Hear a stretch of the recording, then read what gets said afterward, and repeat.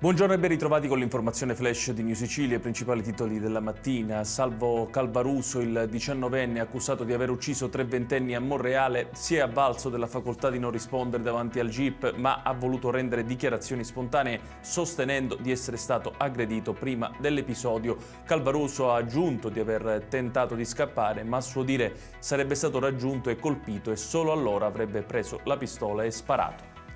È stato rinviato al 3 maggio il recupero del Bayesian, il veliero del tycoon britannico Mike Lynch, affondato al largo di Porticello nel Palermitano la notte del 19 agosto dell'anno scorso.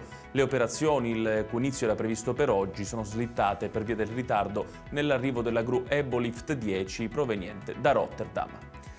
Per diversi mesi si sarebbero introdotti la notte a casa di un anziano a Siracusa e lo avrebbero seviziato, rasandogli i capelli a zero, dando fuoco ai suoi effetti personali e costringendolo addirittura a consumare sostanze stupefacenti. Protagonisti 5 diciassettenni per i quali è stato disposto il collocamento in comunità. Avrebbero messo in piedi un sofisticato sistema di frode attraverso l'emissione di fatture false per ottenere contributi pubblici e ridurre il carico fiscale.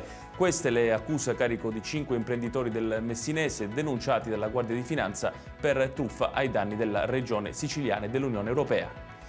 Nuova fase eruttiva dell'Etna che dalla notte scorsa ha fatto registrare dal cratere di sud-est un'attività esplosiva con emissione di colate di lava.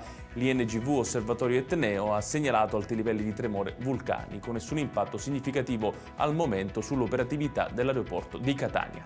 Ed è tutto per questa edizione, tutti i dettagli su queste notizie li trovate come sempre sul nostro sito